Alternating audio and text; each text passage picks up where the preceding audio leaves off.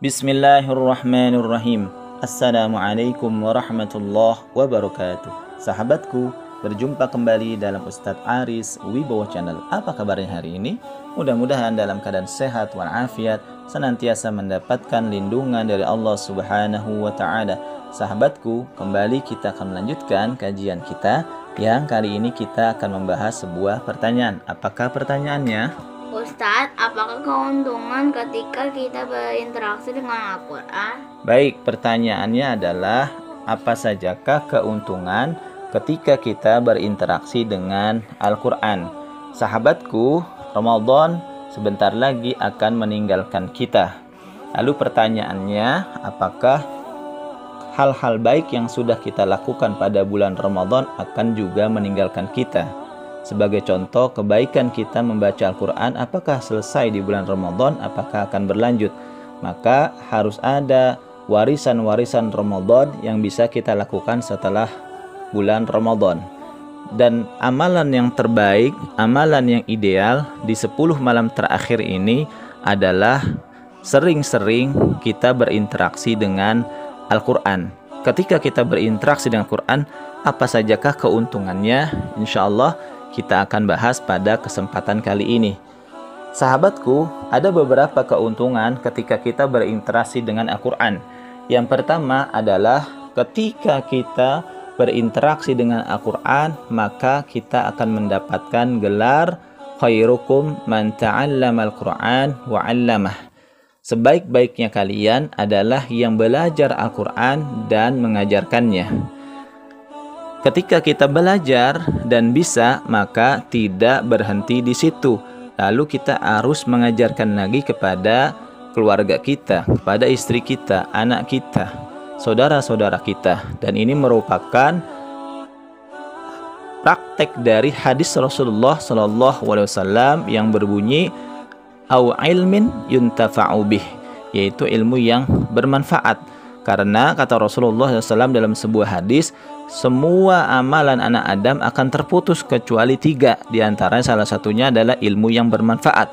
Ketika kita mengajarkan Al-Quran kepada seseorang dan orang itu bisa dan terus mengamalkannya, apalagi dia mengajarkan kembali, maka kita akan mendapatkan pensiunan pahala walaupun orang yang mengajarkan tersebut sudah meninggal dunia.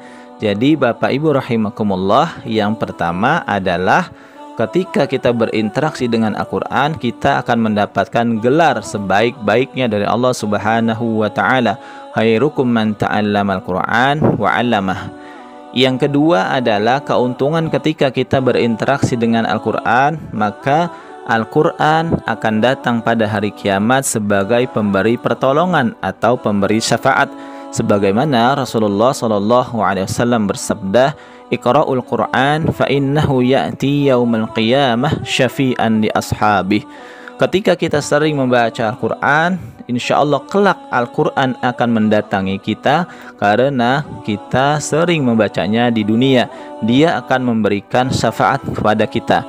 Karena dijelaskan dalam Islam, dalam Al-Quran, ketika seorang hamba dilakukan pertimbangan amal pada yaumil hisab kelak, akan ada kondisi orang yang amal baik dan amal buruknya seimbang. Maka disitulah kita membutuhkan yang namanya syafaat. Kalau kita tidak pernah bersolawat kepada Rasulullah, maka jangan berharap mendapatkan syafaat dari Rasulullah SAW. Kalau kita tidak pernah membaca Al-Quran, bagaimana kita bisa berharap mendapatkan syafaat dari Al-Quran?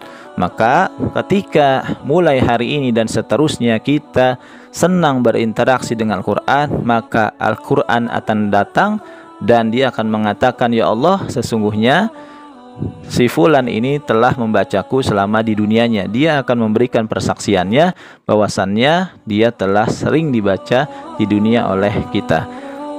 Maka yang kedua, keuntungannya ketika kita berinteraksi dengan Al-Quran adalah Al-Quran akan memberikan syafaat kepada pembacanya. Yang ketiga, keuntungan kita berinteraksi dengan Al-Quran adalah Al-Quran adalah amalan yang paling cepat untuk mengejar ketertinggalan amal baik kita atau pahala kita. Karena amal baik dan amal buruk kita senantiasa kejar-kejaran satu sama lainnya. Ketika kita melakukan kebaikan kita akan mendahului, melakukan keburukan kembali mengejar lagi, terus sampai nanti ajal orang tersebut akan datang kepadanya. Maka amalan yang paling cepat untuk mengejar ketertinggalan pahala kita adalah dengan membaca Al-Quran. Karena ketika kita membaca Al-Quran, balasannya dari Allah bukanlah per juz, per surat, per kalimat atau per kata, melainkan per huruf. Rasulullah SAW bersabda, "Man qara'a harfan min kitabillah falahu asru amsalihha. La aqulu alif lam min harfun, walakin alif harfun lam harfun min harfun." Kata Rasulullah, barang siapa yang membaca satu huruf dari kitab Allah yaitu Al-Quran, maka baginya 10 kebaikan. Aku tidak mengatakan alif lam mim itu satu huruf, melainkan alif 1, lam 1, dan mim 1. Jadi alif lam mim 3 huruf dikali 10 maka 30 kebaikan. Ketika kita menghatamkan Al-Quran sekali saja, kata Imam Syafi'i rahimahullah, semua huruf Al-Quran termasuk di dalamnya lafal basmalah itu berjumlah 1.027.000 huruf.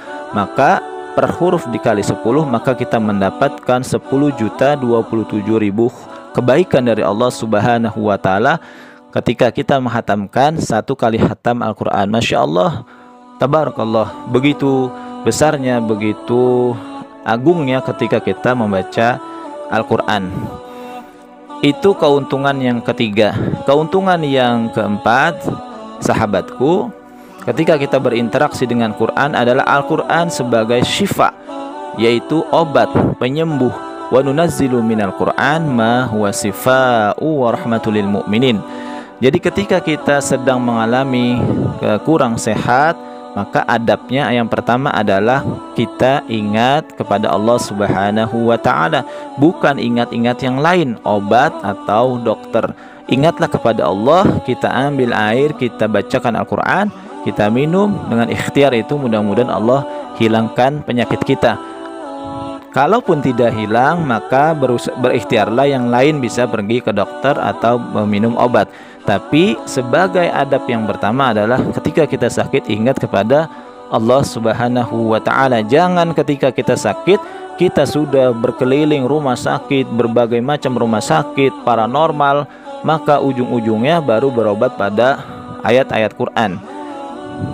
Jadi Al-Quran menjadikan alternatif terakhir untuk berobat. Na'udzubillah, summa na'udzubillah. Jadi yang keempat adalah Al-Quran sebagai syifa. Yang kelima, keuntungan ketika kita berinteraksi dengan Al-Quran. Al-Quran adalah sebagai pembersih jiwa hati kita dari kerak-kerak dosa yang ada pada diri kita.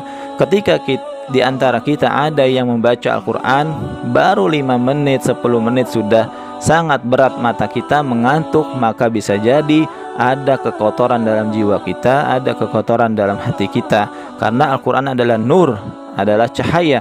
Cahaya tidak akan bergabung dengan kerak-kerak dosa yang ada pada diri kita. Maka kuncinya adalah ketika kita mengantuk baca Al-Quran, maka paksakan terus untuk membacanya, karena disitulah proses pembersihan itu akan terjadi.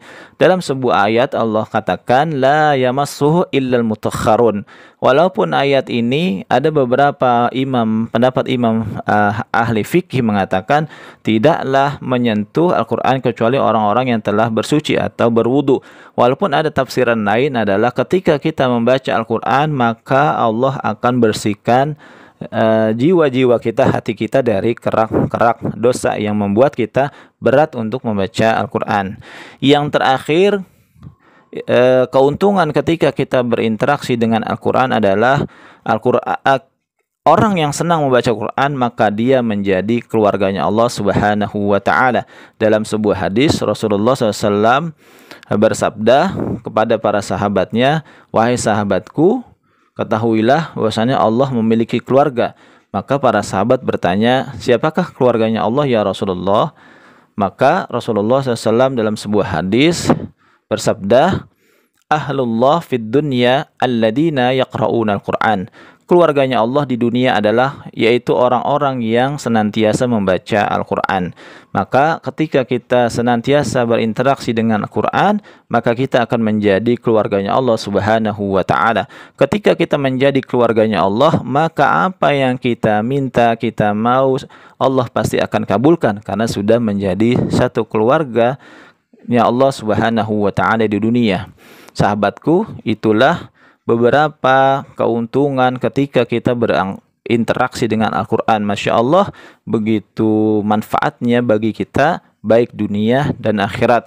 Sahabatku, maka mulai hari ini, mulai dari keluarga kita, sahabat kita, orang-orang terdekat, ayo kita membaca Al-Quran. Jadikanlah Al-Quran sebagai zikir-zikir harian kita. Sahabatku, menualah bersama Islam, menualah bersama dakwah, dan menualah bersama Al-Quran.